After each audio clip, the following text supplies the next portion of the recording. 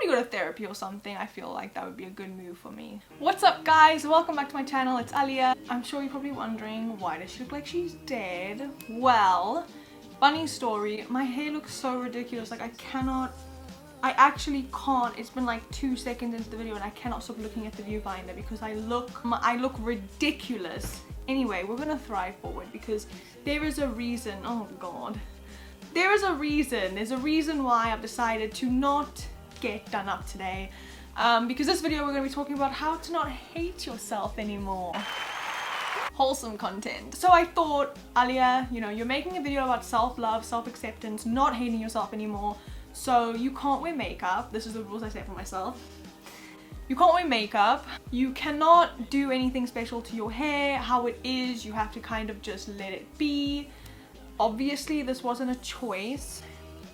No one in the world would choose to have their hair looking like this. You have to kind of let it do what it do because the whole point of this video is self-love and self-acceptance. So I made a rule for myself. Although my lips are super dry, so I am just gonna put some lip ice on, like something on my lips because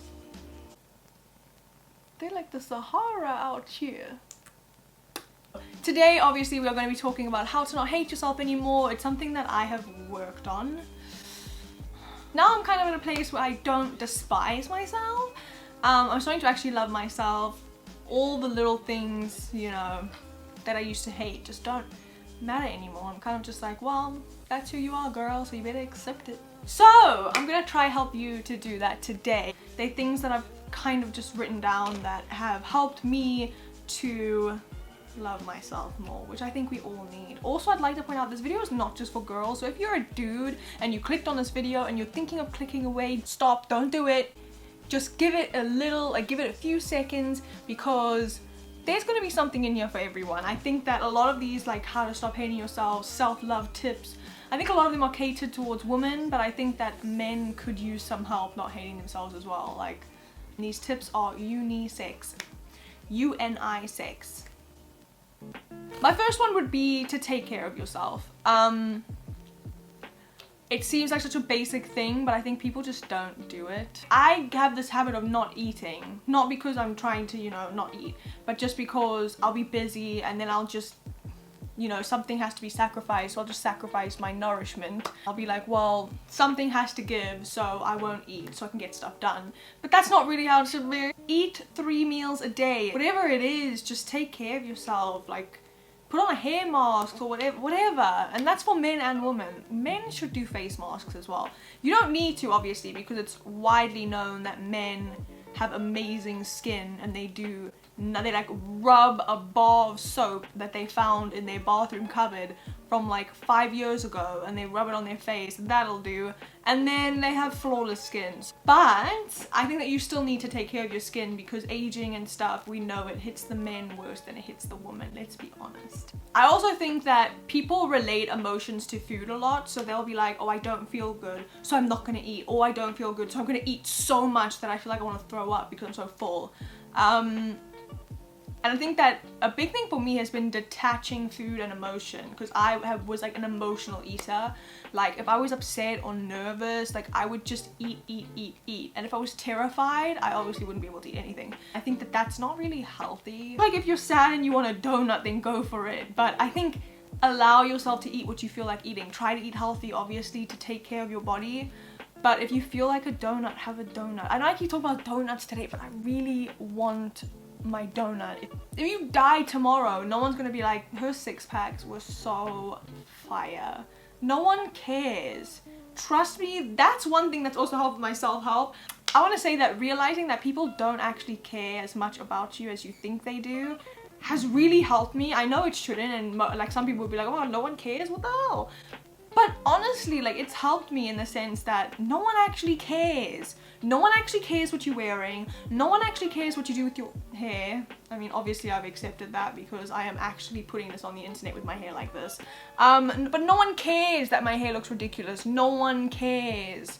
No one cares that the bottom half's kind of orange. Like, I don't know what the hell. Sometimes we think we're more important than we are. That sounds so bad, but sometimes for me, like, you know that video where it's like, it'll be like your city and then Earth and then the solar system and then galaxies and then the universe, and it's like you're just a dot. And sometimes that helps me to be like, oh, like it doesn't actually matter. Sweet. And then I feel like I can do whatever I want. So do whatever you want. Do what you want. Make yourself happy. And to make myself happy, quite honestly, I'm going to put my hair up because not for you guys, not for you, but for me, it's just distracting me so much at this point. Next thing is, if you're feeling like a bit down, something that's kind of weird but helps me is to take a shower and wash my hair. Like, cause then I feel so cleansed and like fresh. I don't really not feel great that often anymore because I'm trying to be conscious about feeling good.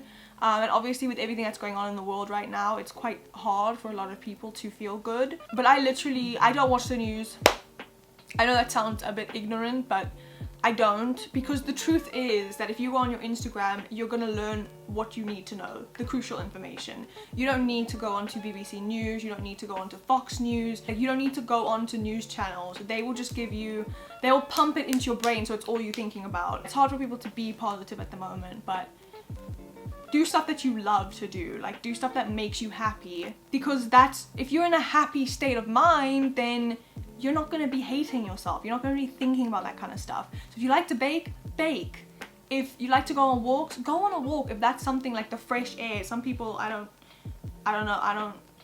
who is she? I don't know her. I don't really go on walks. Like, it's boring to me a lot of the time. I need music. Like, I need some sort of stimulation. Like, if I'm just walking, I'm like, but where am I walking to? And people are like, well, we're just going to go to the park and back, like just for a stroll. And I'm like, what? I would say at this time it's a bit difficult, but seeing your family and friends, try not to stay cooped up, because that just kind of promotes a lot of mental health, I think.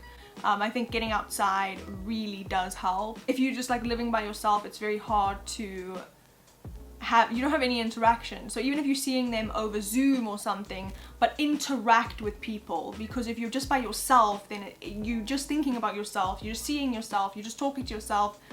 If you talk to yourself, I talk to myself, I don't know, I'm not judging you, I talk to myself. So if you don't talk to yourself, that's absolutely weird, but that's fine. Another thing that's helped me is journaling. I don't know what it is, but at the end of the day, to be able to like open your book and journal about something, like how you felt during that day, things that happened, things that you're grateful for, that's a really big thing that's helped me, is to literally just sit and be like, I am so grateful for this, and it just makes me feel better, because I'm like, wow, I'm actually really blessed. Journaling has really helped, because it's kind of like emotional vomit. At the end of the day, you're like, that's what I felt during the day, and it kind of lets it all out, and then I feel like I'm not attached to those feelings anymore. That's not a part of me because it's on the paper now, so it's left me and it's there and I'm here and we're separate. Reading has also helped. I know that a lot of people don't like to read, but you can listen to audiobooks. I feel like it takes me out of my mind, because my mind can overthink so much a lot of the time, that if I read, I feel like it just calms everything down, it just quiets everything around me. Another thing is, when people are sad and feeling down, they listen to music that's sad. Like Freya Ridings is on in the background and you're crying, and I'm like, if I'm sad, I'm not going to listen to Sam Smith. No, I'm gonna listen to Lizzo. One thing I do is I do a Christina Yang. I don't know if you guys watch Grey's Anatomy, but you should. When I'm feeling sad, I just dance it out. It makes me feel good, and it's something that like lifts my spirit, and I'm like, oh, I feel great now. Another big one would be cutting out toxic people, I think. I am not good at this step. Just because I don't like confrontation, so cutting people out is not really my strong suit. So what I do is I phase people out. I should probably go to therapy or something. I feel like that would be a good move for me. I kind of phase people out where I'll just stop communicating as much. And what's quite interesting, I don't know, with me personally, is if I don't reach out to people, very few reach out to me. And I think that's a big indicator. Like, obviously people have their own lives, but realistically, we're in a pandemic. London is currently in a second lockdown. You don't have that much going on. Usually I'm quite understanding that people have their lives. People are not going to reach out to you every month, no.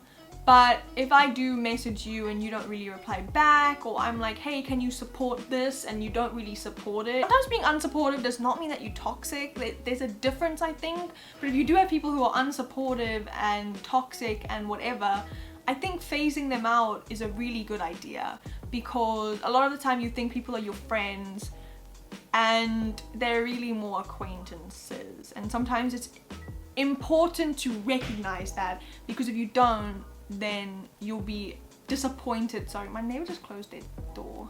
That's super annoying.